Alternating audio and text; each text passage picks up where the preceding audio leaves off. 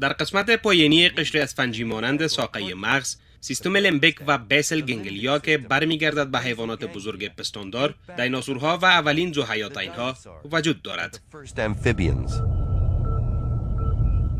در انسان‌ها قسمت داخلی مغز احساسات را اداره می‌نماید و در ایجاد حافظه کمک می‌کند. ضربان قلب و تنفس را کنترل می‌نماید و همچنان با رشته‌های عصبی مغز قشر ارتباطی قوی را به ضخامت 1/4 حصه 1 اینچ می‌سازد.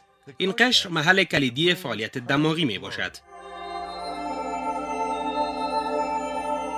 در بین وظایف متعدد، این قشر بخش بررسی واقعیت‌ها را نیز بر عهده دارد. وقایع خارجی را کنترل و تجزیه نموده و ما را قادر می‌سازد تا ببینیم، بشنویم، لمس کنیم و تکلم نماییم. طرز تفکر انسان‌ها نیز به همین قشر ارتباط دارد. تمام پلان‌ها، مفکوره‌ها و نظریات ما در همین لایه شکل می‌گیرند. این قشر که کورتکس نیز یاد می شود، دارای رشته‌های عصبی زیاد می باشد. تقریباً 2/3 حصه تمام رشته‌های عصبی ما اینجا فعالیت می کند. یک پارچه کوچک از نسج قشر یاد شده که سر سنجاق بزرگتر نباشد، می تواند که 30,000 رشته را در خود داشته باشد. هر رشته وظیفه دارد که با رشته‌های عصبی دیگر در ارتباط باشد. مغز از طریق ایجاد شبکه‌ها بین این رشته‌ها فعالیت می نماید.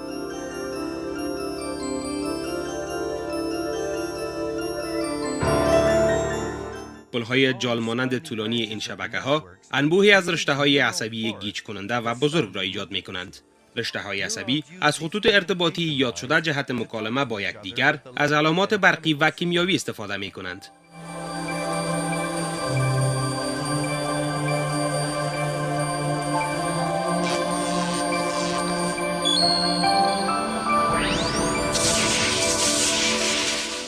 رشته‌های عصبی در زیر میکروسکوپ چنین نشان می‌دهد که شاید با یکدیگر وصل باشند، مگر در حقیقت آنها با یکدیگر وصل نبوده، حتی یکدیگر را لمس نمی‌کنند.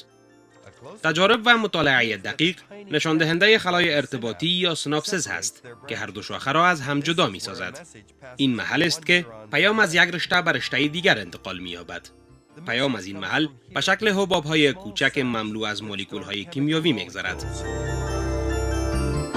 زمانی که این حباب‌ها تحریک می‌شوند، مولکول‌ها رها می‌گردند و از غشای حجروی به خلا داخل می‌شوند. این عمل به واسطه فشار الکتریکی انجام می‌شود. ضمناً، نیورون‌هایی که مولکول‌های کیمیاوی را اخذ می‌کنند، محل مناسب را برای این مولکول‌ها اختصاص داده‌اند. این نقاط آخذوی با مولکول‌ها تعامل می‌کنند و وقتی که با هم مرکب شدند، دروازه‌های ویژه باز می‌گردد که از این مجراها سیلی از ذرات چارج شده، سدیم و پتاسیم های چارجدار داخل ریخته و سیگنال الکتریکی جدید را در نیورون‌های آخذوی ایجاد می‌کنند.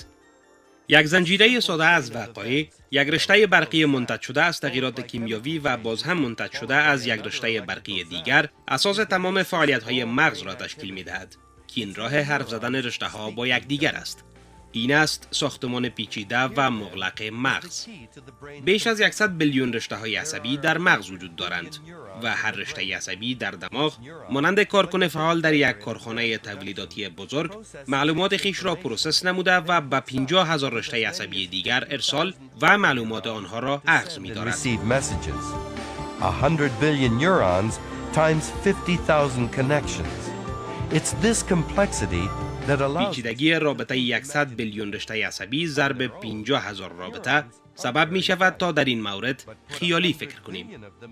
رشته های عصبی به تنهایی فعالیت های ملموس ندارند، اما اگر بیش از 100 بیلیون آن در یک فضای کوچک همزمان با هم در ارتباط باشند، در این صورت دچار آشفتگی فکری خواهید شد و این 1 تریلیون شبکه های نیورونی مانند یک ارکستر نظریات جدید و مفکوره های مختلف چه وسواسی و چه هم تشویقی را خلق می نمایند. این ویژگی دماغ است که چیزهای جدید خلق نماید تا برای ما فرصت پیشرفت مساعد شود.